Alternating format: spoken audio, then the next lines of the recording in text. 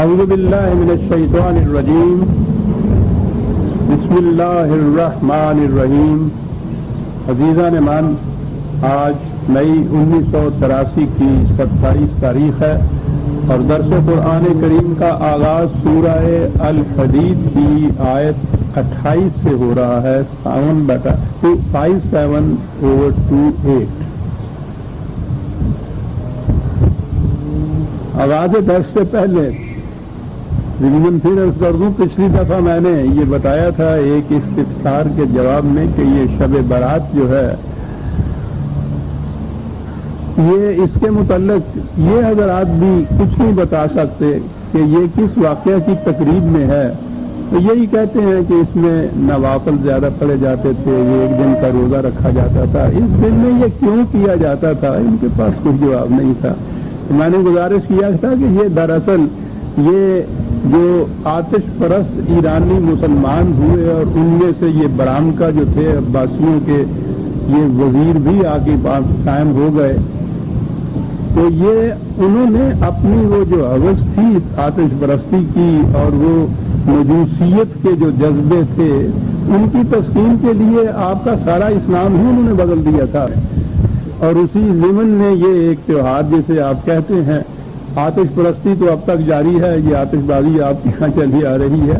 تو انہوں نے اصل میں جو تقدیر کا ان کے ہاں عقیدہ تھا اور وہ ان کے مذہب کی بنیاد اس پہ تھی، تو اس کو ایک اسلامی نام دینے کے لیے یہ روایات وضع کی کہ اس رات سال بھر کے لیے جو کچھ کسی کی قسمت میں لکھا ہوتا ہے وہ لکھا ہوتا ہے، تو وہ شروع سے ہی لکھا گیا ہوتا ہے، تو وہ اس دنیا کے سطح پر اس کو نازل کیا جاتا ہے سال بسال تقدیر کے متعلق. تو یہ عجیب چیز ہے. ہمارے ہاں کچھ عرصہ پہلے ان حضرات کو جب کچھ کارنر کیا جائے اور کوئی راستہ نہ ملے نکلنا کا، تو بے عجیب قسم کے دلائل لاتے ہیں. یہ ریڈیو پہ بھی ایک دفعہ ایک صاحب نے تقریر کی تھی اور عام طور پہ پھر انہوں نے کہنا شروع کیا کہ صاحب اس کا تو قرآن کریم میں ذکر آیا ہے. قرآن میں ذکر بہرحال جی کہاں آیا ہے؟ کیا لکھے سورہ دخان کو دیکھیے، 44ویں سورت ہے یہ. میں نے عرض کیا آپ حیران ہوں گے کہ اس تقریب پر ریڈیو پر یہ ایک چیز جو تھی قرآن کے درس کے سلسلے میں یہ چیز دی گئی اور پھر عام طور پہ یہ دہرایا جانے لگا. سورہ دخان میں ہے کہ انا انزلناہ فی لیلۃ مبارکۃ انا کنا منذرین فیہا یفرق کل امر حکیم، کہ ہم نے قرآن کو نازل کیا ایک مبارک رات میں. اور قرآن وہ ہے جو حق اور باطل میں تفریق کر کے امتیاز کر کے بتا دیتا ہے، الگ الگ کر کے دکھا دیتا ہے. تو کہا کہ یہ ہے وہ رات شب برات کی جس میں قرآن نازل ہوا، اور یہ سورہ دخان میں واضح ہے. کہا گیا کہ صاحب قرآن نے تو خود کہا ہے کہ یہ لیلۃ القدر میں نازل ہوا اور شہر رمضان الذی انزل فیہ القرآن، وہ رات رمضان کے مہینے میں آتی، تو وہ تو رمضان میں ہے قرآن کہتا ہے. اور یہ اس سے پہلے ہی شعبان کی آپ کہتے ہیں کہ 15 تاریخ کی، تو یہ تو قرآن کے اس کے خلاف چلا گیا. کہنے کہ نہیں آپ کو معلوم نہیں ہے، یہ دونوں ہی ٹھیک ہیں.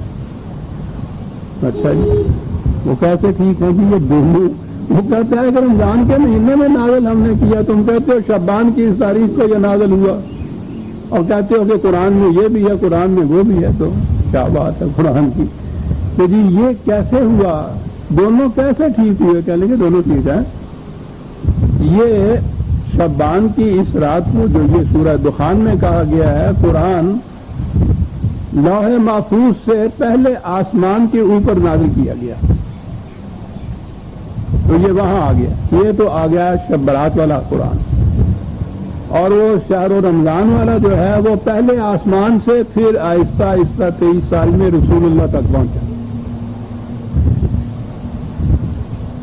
تو یہ اس طرح سے نازل ہوا تھا قرآن. عزیزان من، یہ حضرات بسم اللہ کے گنبد میں بستے ہیں اپنے ساتھ ہی مباحثے کرتے ہیں، اپنے ہاں مختلف فرقوں میں مناظرے ہوتے ہیں، خود ہی مطمئن ہو جاتے ہیں کہ ہم نے بالکل کی. ان کو کیا پتا ہے؟ تو کہتی ہے تجھ کو خلق خدا غائبانہ کیا. دنیا کے مستشرق اور غیر مسلم دانشور جو وہ اعتراض کرتے ہیں ان خرافات کی بنا پر اسلام کے اوپر جو اعتراضات کرتے ہیں وہ ان تک تو کبھی پہنچ ہی نہیں پاتے. اسی لیے انہوں نے انگریزی کو حرام قرار دے دیا ہے کہ پتہ ہی نہ چلے کہ لوگ کہتے کیا ہیں. لیکن جنہیں پھر ان کا جواب دینا پڑتا ہے ان کے لیے تو دشواری ہوتی ہے. وہ تو یوں سمجھیے اس دور میں اللہ تعالیٰ کا یہ فضل ہے کہ ایک چیز بہرحال یہ عام ہو گئی کہ یہ روایات جو ہیں یہ دین کی بنیاد نہیں ہیں. ان کے لیے یہ سمجھیے کہ جو روایت قرآن کریم کے مطابق ہوگی اس کے متعلق تو کہا جا سکے گا کہ یہ رسول اللہ کی ہو سکتی ہے. یقینی طور پر اس کے متعلق بھی نہیں کہا جا سکتا کہ رسول اللہ نے تو اپنی روایت کا ایک روایت بھی حضور نے خود منضبط کر کے امت کو نہیں دی اور قرآن سارے کا سارا مدون کر کے دیا. لیکن بہرحال یہ بات تو ہو گئی کہ اس کے پرکھنے کا یہ ایک پیمانہ ہے کہ جو اس کے مطابق ہے اسے کہا جا سکتا ہے کہ یہ صحیح ہے اور جو اس کے خلاف ہے اس کو تو فوراً ہی مسترد کر دینا چلے گا. یہ ہے وہ چیز جس کی بنا پہ آپ ان غیر مسلم معترضین کے اعتراضات کا جواب دے سکتے ہیں. اور دعویٰ یہ ہے کہ قرآن کریم میں کوئی چیز اختلافی نہیں ہے، یہ قرآن کا دعویٰ ہے اور یہ مبنی بر حقیقت ہے. بہرحال میں نے کہا کرتا ہوں چھوٹا منہ بڑی بات. میں نے کیونکہ یہ ایک مشن اپنے ذمے لے رکھا ہے. میرے پاس آتے ہیں یہ لوگ باہر کے بھی، ان کے ہاں کے اچھے اچھے دانشور مستشرق، انہوں نے بڑا ہی مطالعہ کیا ہوتا ہے. اسلام ان کے نزدیک انہی روایات پر اور فقہ پر ہی مبنی ہوتا ہے. تو ان کے سامنے جب یہ اصول رکھا جاتا ہے قرآن کا تو آپ حیران ہوں گے کہ اب تک ایسا کبھی نہیں ہوا کہ کوئی آیا ہو اعتراضات لے کے اور پھر گیا نہ ہو دل کی تسکین کے ساتھ. قرآن تو اطمینان قلب کر دیتا ہے. تو بہرحال یہ کہا کرتے ہیں اس کے لیے کہ شب برات یہ ہے اور اصل مسئلہ تو وہ حلوے کا ہی ہے.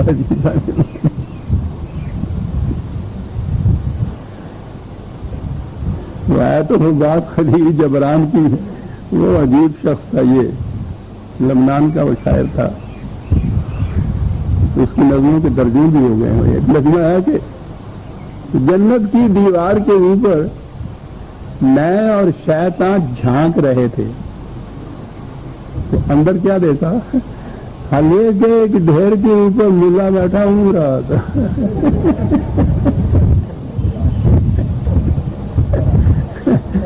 یہ عجیب شخص تھا. بالا قرآن کی روح سے اس کی کوئی سند نہیں. یہ جو کہتے ہیں کہ نازل ہوا تھا قرآن، یہ دیکھیے سورہ دخان میں، اور وہ ارشد اللہ سے وہ پہلے آسمان پہ آیا.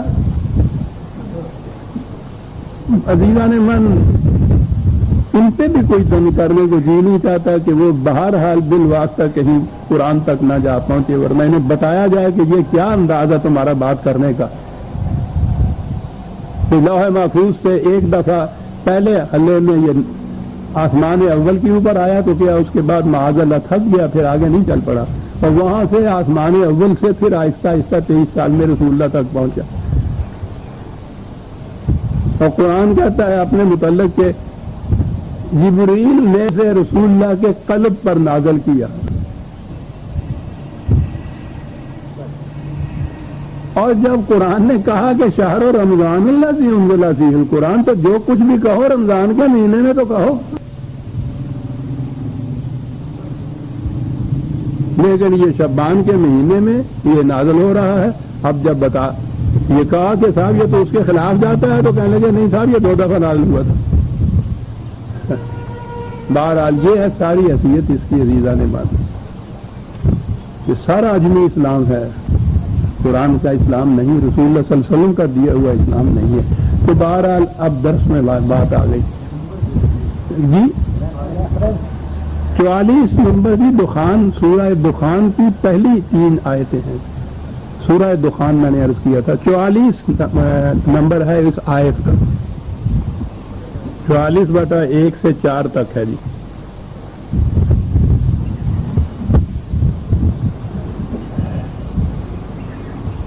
درس میں سورہ حدید کی آخری آیت آ گئی تھی، اور جیسا میں نے عرض کیا ہے قرآن کریم کا انداز یہ ہے کہ وہ آخری آیات جو سورت کی ہے ان میں کچھ ملخص بیان کر دیتا ہے، ارتکازاً کنسنٹریٹ کر کے کوئی چیز جو کہنی ہوتی ہے اسے وہ کہتا ہے اور پھر اگلی صورت آتی ہے. تو یہ آخری صورتیں ہیں جن میں کہا کہ یا ایھا الذین آمنوا اتقوا اللہ، اور آگے ہے وآمنوا برسولہ.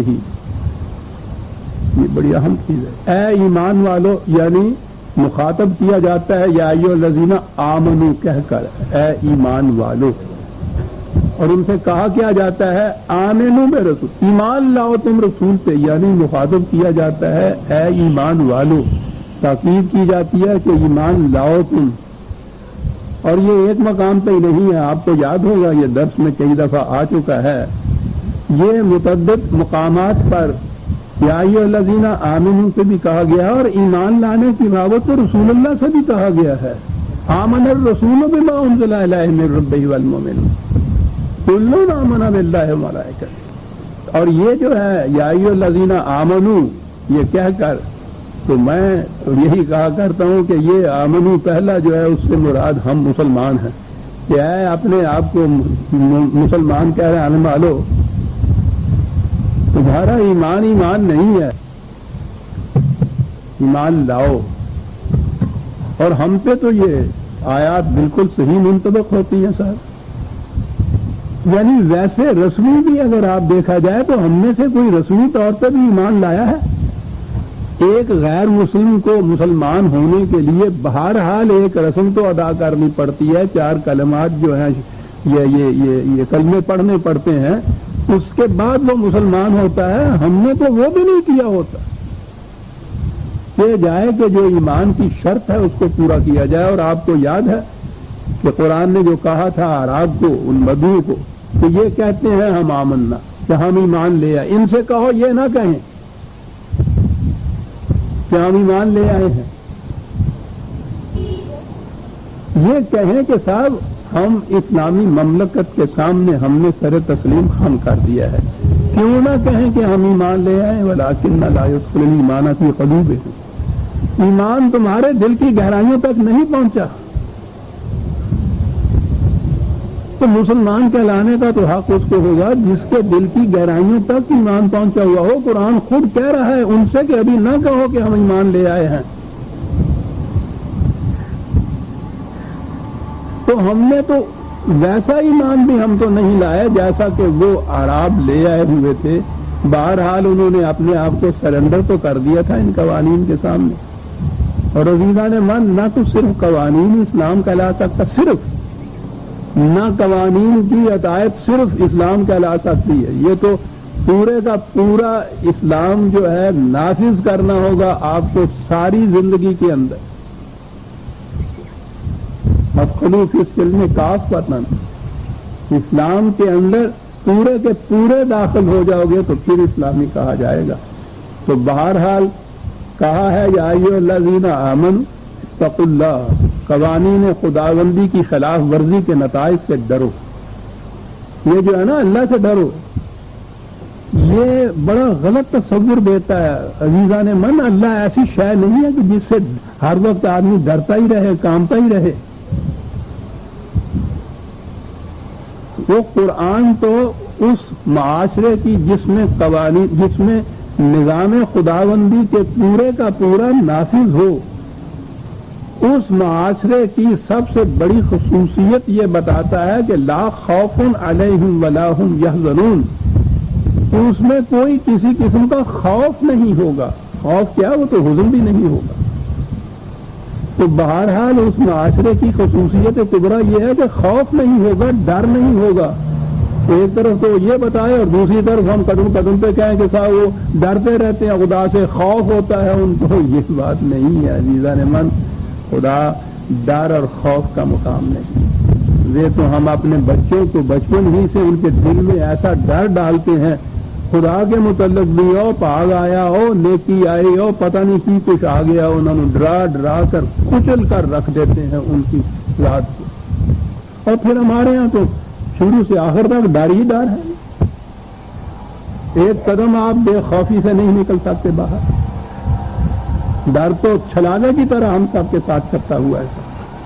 شر مستطیرہ قرآن نے کہا تھا کہ وہ دور بھی آئے گا جب کہ شر اڑ کر لگ جایا کرے گا، تو خوف تو سب سے پہلی علامت ہے شر کی۔ قرآن نے یہ چیز کہی ان لوگوں سے۔ یہاں بھی تقویٰ اس کا ترجمہ کیا جاتا ہے ڈرو اللہ سے، وہ اللہ سے ڈرو نہیں، تقویٰ کے معنی ہوتا ہے احتیاط سے بچ کر خطرناک گھاٹیوں سے کاشسلی نکل جانا، احتیاط کے ساتھ۔ یہ ڈرنا نہیں ہوتا کسی چیز سے، احتیاط جو برتی جاتی ہے، آگ کے پاس سے آپ گزرتے ہیں تو ذرا ہٹ کے گزرتے ہیں، اس کو تقویٰ کہتے ہیں۔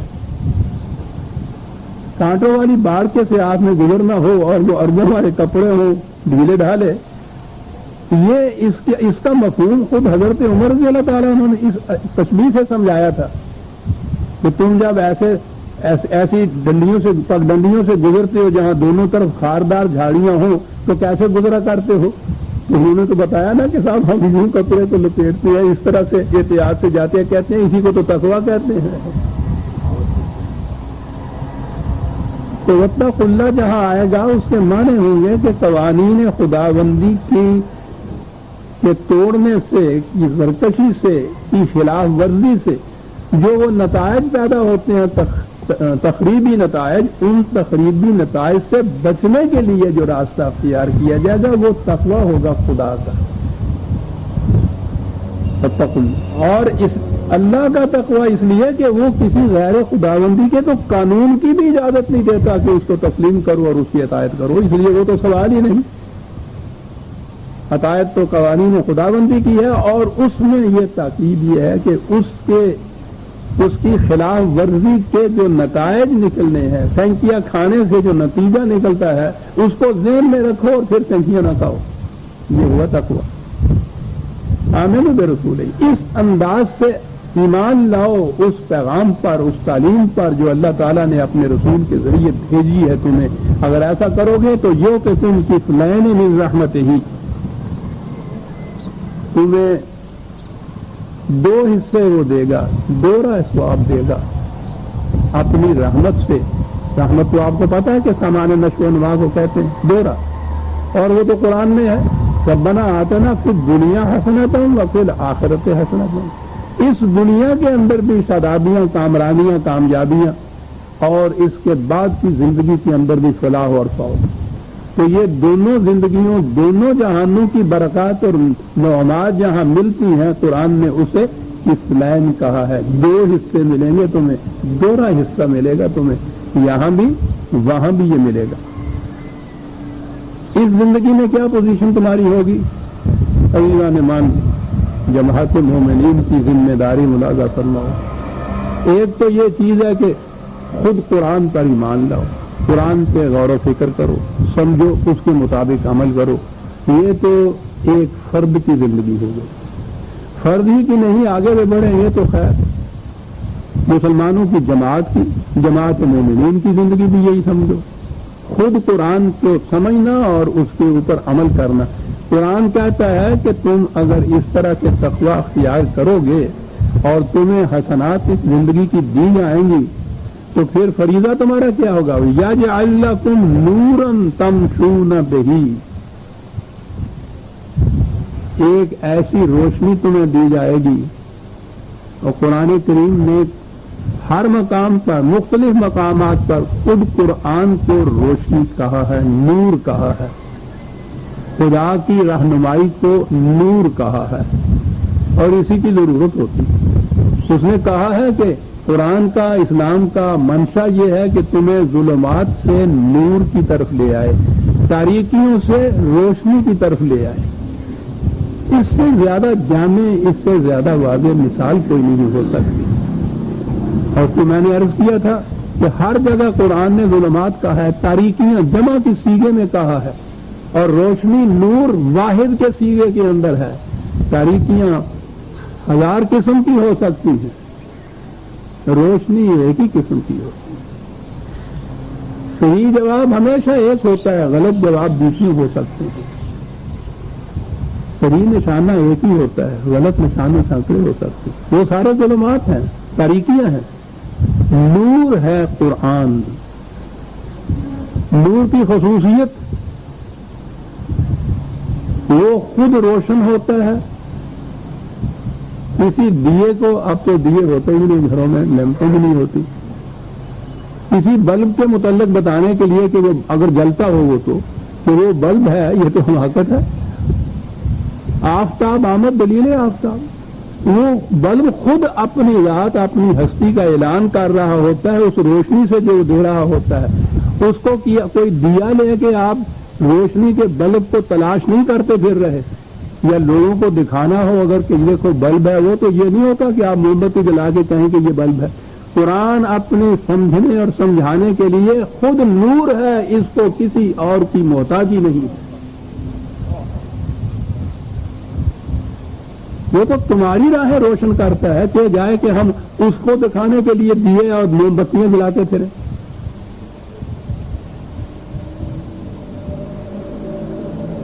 یجعل لکم نورا, پہلی بات تو یہی بڑی عجیب چیز. قرآن کی رہنمائی میں اگر ہم چلیں گے تو کہیں کوئی تاریکی نہیں آئے گی ہمارے راستے میں. لیکن جیسا میں نے عرض کیا کہ اس نے یہی نہیں کہا کہ تمہاری اپنی راہیں روشن ہو جائیں گی, تمہارا یہی فریضہ ہے. کہا ہے کہ نورن تمشون بہی, اس نور کو, اس شمع کو, اس ٹارچ کو لے کر تمہیں پھرنا چلنا ہوگا دنیا میں, تاکہ دوسرے لوگوں کے راستے بھی روشن ہوں, تمام زندگی کی راہیں تاباں ہو جائیں, درخشندہ ہو جائیں. اس نور کو لے کے پھرنا ہے تم نے, اسے لے کر تم نے پھرنا ہے. دوسری قوموں کی زندگی کی راہیں بھی روشن کرنی ہے. یہ ہے تمہارا فریضہ. اور تاریخ ہمیں بتاتی کہ صدر اول میں جب قرآن کی روشنی سے امت مسلمہ کی اس جماعت کی اپنی راہیں روشن ہوئی تو پھر وہ وہی مطمئن ہو کے نہیں بیٹھ گئے کہ ہماری راہیں روشن ہو گئی ہیں. وہ اس چراغ مستحوی کو لے کر, نور آسمانی کی قندیل کو لے کر پھر وہ ساری دنیا میں چل نکلے. اس تھوڑے سے عرصے کے اندر, اس زمانے میں جب وسائل وصل و وسائل اور مواصلات کے طریقے اتنے محدود تھے, سفر کی رفتار اتنی سست تھی کہ جب میں نے پہلے بھی کہا تھا کہ تیز ترین سواری اونٹ ہوتی تھی, اس سواریوں پہ اس سامان سے کے ذریعے رسل و رسائل کے وہ وہاں سے اس شمع ہدا کو لے کے چین تک آ پہنچے, افریقہ تک جا پہنچے, چین تک چلے گئے. جہاں جہاں آپ کو اب بھی کہیں کوئی چمک نظر آتی ہے کسی قوم کی تہذیب اور کلچر میں, یہ اسی شمع نورانی کا صدقہ ہے جسے لے کے وہ جماعت صحابہ والذین معہ وہ پھری تھی لے کر. اس دور اول کے صدر اول کے مسلمان اس چراغ کو لے کر جو پھرے تھے تو ساری دنیا کو انہوں نے روشن کر دیا تھا. وہ پھرے تھے اس طرح. ایک عجیب چیز ہے, اقبال تو لے لیتا ہے نا اشارہ کہیں سے. شکوہ میں اس نے جو یہ چیز کہی ہے خدا سے, کیا کچھ کیا پھر ہم نے سے مراد ہے اس قوم میں صدر اول واری. تو اس میں یہ بھی کہا ہے نا کہ وہ قوم پھر محفل کون و مقام سحر و شام پھرے, میں توحید کو لے کر صفت جام پھرے, کوہ میں دشت میں لے کر تیرا پیغام پھرے, اور معلوم ہے تجھ کو کبھی ناکام پھرے. کیا انداز تھا اس کا بات کا, اور معلوم ہے تجھ کو کبھی ناکام پھرے. یہ وہ جو پھرے تھے اس طرح سے, کیا جذبہ تھا؟ جذبہ کیا تھا؟ قرآن کا یہ حکم تھا. یجعل لکم نورا تمشون بہ، وہ اس ہدایت قرآنی کی تعمیل میں پھرے تھے، کوئی اور مقصد نہیں تھا، کوئی غرض نہیں تھی، اور پھرے اور اس کو جو کہہ رہا ہے کہ تجھے معلوم ہے کبھی ناکام پھرے، کہیں سے ناکام نہیں پھرے صاحب، اتنی بڑی روشنی جو ہو، سرچ لائٹ جو ہو، وہ ناکام رہے گی؟ بات تو روشنی پہنچانے کی تھی نا، ان کے راستوں کو روشن کرنا تھا، روشن کیے راستے ان کے انہوں نے چلا، تو چھوڑ دیجیے، ہماری اپنی راہیں تاریک ہو گئیں، دوسروں کی روشنی کیا ہم نے کرنا تھا۔ اب کیا ہو رہا ہے؟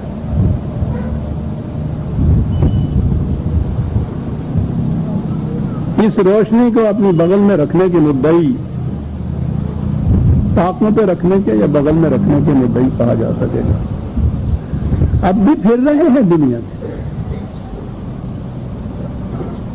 جن حضرات کے متعلق پڑھیے کہ صاحب کہاں گئے، یہ 3 مہینے سے انگلینڈ میں گئے ہوئے ہیں اسلام کی مشن کی ترقی کے لیے، پیرس پہنچے ہوئے ہیں، جرمنی گئے ہوئے ہیں، سوئٹزرلینڈ میں پھر رہے ہیں، ناروے اور سویڈن تک چلے جا رہے ہیں، امریکہ میں گئے ہوئے ہیں، کینیڈا میں گئے ہوئے ہیں، سر پھر رہے ہیں، کیا لے کے پھر رہے ہیں؟ شمع قرآنی سے استعمال تو ان کے اپنے نصیب میں نہیں،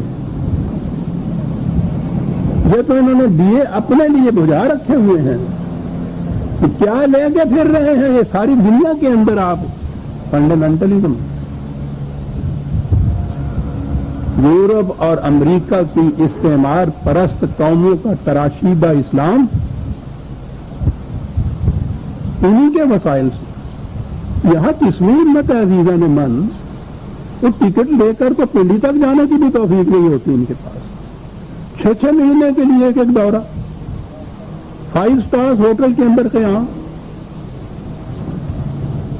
جہازوں سے بھرے تو یہ سفر کا سوال ہی نہیں، چل رہے ہیں، پھر رہے ہیں، کہ کہیں قرآن کی روشنی پھیل نہ جائے۔ کیا بات اس نے کہہ دی تھی کہ اس دور میں تیرا مسلمان کیا کرتا ہے، چنی دور آسماں کم دیدہ باشد، ایسا دور بھی آسمان نے کم دیکھا ہوگا کہ جبریل امین کا دل خراشد،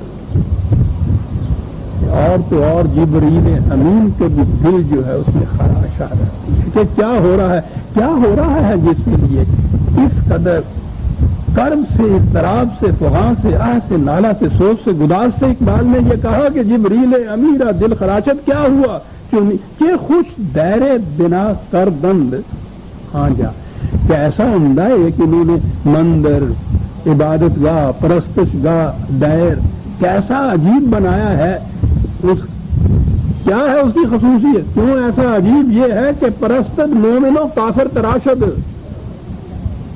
اس مندر میں کافر بت تراشتا ہے، مسلمان پوچھتا ہے اس کو، جن کے تراشیدہ اس بت کو اسلام کا نام لے کر ساری دنیا میں گھوم رہے ہیں، پھر رہے ہیں۔ وہ شعر تو تھا نا، ستیزہ کار رہا ہے ازل سے، وہ تھا اقبال کا شعر، ستیزہ کار رہا ہے ازل سے تا امروز، چراغ مصطفی سے شرار بو لہبی، وہ تو یہ تھا، لیکن اب کیا ہو رہا ہے؟ کسے خبر تھی کہ لے کر چراغ مصطفی جہاں میں آگ لگاتی پھرے گی بو لہبی، کہ لے کر چراغ مصطفی، چنی دور آسماں کم دیدہ باشد، کہ جبریل امیرا دل خراشد، کہ خوش دیر بنا کر دن آجا، کیا بات ہے، پرستد مومنوں کافر تراشد، اس قوم کی کیفیت تھی جس کے متعلق کہا تھا یجعل لکم نورا تمشون بہ ویغفر لکم، ہماری حفاظت کا پورا پورا سامان کیا ہوا وہ، کہیں سے ڈرنے کی بات نہیں ہے، اس لیے کہ یہ جو چراغ تھا وہ سورہ نور میں دیکھیے، جو قرآن نے ایک تمثیل یا تشبیہ سے جو بتایا ہے کہ ایک چراغ ہے روشن، وہ ایک تاک کے اندر رکھا ہوا. بڑی عجیب تمثیل ہے، خدا کی دی ہوئی تمثیل، معاذ اللہ میں کہوں بڑی عجیب ہے، اس سے عجیب تر کیا ہو سکتی ہے. چراغ قرآن روشن چراغ ایک تاک میں رکھا ہوا کہ ہر طرف سے محفوظ رہے جھکڑ سے اور روشنی اس کی نیچے سے چلی جائے. کیا مثال یہ ہے. پھر سامنے بھی اس کے یہ نہیں کہ کھلا ہے، نہایت شفاف شیشہ لگا ہوا ہے، اتنا محفوظ ہے، جلتا ہے کسی آگ سے نہیں، اپنے اندر سوزے درو سے، اس تیل سے کہ جو نہ شرقی ہے نہ غربی ہے. یہ ہے وہ چراغ. تو یا پھر لکم تو ہو گیا، واللہ غفور الرحیم، حفاظت ہے اس کی. اب اگلی بات آئی، مدینہ میں یہ مملکت قائم ہو رہی تھی. یہ جو جوز آپ کو آج اس طرح یہودی ستا رہے ہیں، یہ آج کی بات نہیں ہے، یہ ازل سے تا امروز یہی کیفیت ان کی رہی ہے. سلطنت چھنی، مملکت گئی، قوت چلی گئی، در بدر پھرتے رہے، وانڈرنگ جیوز بھی ہوئے، لیکن اس کے باوجود اس قوم کی یہ جیو، جس کو وہ تو محاورہ ہو گیا ہوا ہے جیو کا، یہودی سرمایہ پرست، یعنی اپنے لیے سر چھپانے کو جگہ نہیں، دنیا کی حکومتوں کے اوپر حکومت کر رہے ہیں. آج بھی ان کے طفیل ایک ذرا سی ٹکڑی ان کو زمین کی مل گئی، یہ نہ بھی ملتی جب بھی یہ کیفیت ہے. امریکہ کی حکومت ان کے تسلط میں، یورپ کی حکومتیں ان کے تسلط میں، اتنی سرمایہ داری. اور مدینے میں تو ان کا یوں سے یہ تسلط تھا. حضور جب تشریف لے رہے ہیں تو وہاں کے انصار، وہاں کے مسلمان تو بڑے غریب سے تھے، محنت کش تھے، چھوٹی موٹی کھیتی باڑی کرتے تھے، یہی پھیلے ہوئے تھے ساری جگہ، بڑا تسلط تھا وہاں. یہاں آنے کے بعد سب سے پہلے ٹکراؤ، سب سے بڑا ٹکراؤ ان سے ہوا. مشرکین عرب تو رہ گئے تھے مکے میں، انصار کے ساتھ تو ٹکراؤ کی صورت نہیں تھی، سب سے زیادہ ان کے ساتھ. اور اس قرآن کریم میں آپ دیکھیے ان یہودیوں کے ساتھ ٹکراؤ سے آدھا قرآن بھرا ہوا ہے. یہ کچھ کرتے تھے اور ہر قسم کی ٹیکنیک اور ٹیکٹکس استعمال کرتے تھے، ہر قسم کے منافقانہ حربیں، سازشیں ہر قسم کی. اور سرمایہ کی بنا پر ان لوگوں کا بھی وہ حلق ان کے ہاتھ میں تھا. یہ وہاں ایک خوف تھا کہ ان کے ساتھ بگاڑ پیدا ہو رہا ہے اور معاش کی صورتیں تو انہی کے ہاتھ میں ہیں. یہ کیا صورت ہوگی؟ آخری آیت ہے اس آیت کی جس نے یہ کہا کہ لِأَلَّا يَعْلَمَ أَهْلُ الْكِتَابِ أَلَّا يَقْدِرُونَ عَلَىٰ شَيْءٍ مِّن فَضْلِ اللَّهِ. اور ان اہل کتاب، ان یہودیوں کو معلوم ہو جائے گا کہ جو نظام ہم دیتے ہیں اس میں ان کی محتاجی نہیں رہے گی. وہ دیکھ لیں گے کہ خدا کے نظام کے تابع پھر کس طرح سے رزق فراواں ملتا ہے. مت ڈرو ان سے. یہ ربا اور سود کے زور کے اوپر اس طرح سے معاشی نظام کرتے ہیں. ہمارے یہاں یہ چیز نہیں ہوگی، لیکن رزق اتنا فراوانی سے ملے گا کہ یہ بھی دیکھ کے کہیں گے کہ ہاں کچھ ہے. ان الفضل بید اللہ یؤتیہ من یشاء. رزق جو ہے وہ تو خدا کے قانون کے مطابق جب ملتا ہے تو پھر جو دینا چاہے اسے ملتا ہے. باطل کے نظام میں تو یہ بات نہیں. وہ مزدور سارا دن محنت کرتا ہے کہ 5-4 بچوں کا پیٹ پال سکے، لینا چاہتا ہے سارا دن محنت کرتا ہے رزق لینے کے لیے. شام کو رزق نہیں ملتا اس کو، جو ملتا ہے اس میں روٹی تک نہیں چل سکتی اس سے. یہاں یہ ہے کہ جو لینا چاہتا ہے ملے گا اس کو، کوئی کسی کی محنت کا استحصال نہیں کر سکے گا. ایسا رزق ملے گا. واللہ ذو الفضل العظیم. کیا بات ہے، فضل العظیم، محدود رکھنے والا نہیں ہے، تنگ نظر نہیں ہے، کھلا ہوا ہے، عظیم تو عظم سے ہے کہ جس کی بنیادوں کے اندر رزق دینا ہے۔ سورہ الحدید کی آخری آیت یہ آ گئی، عزیزان من ربنا تقبل منا انک انت السمیع العلیم۔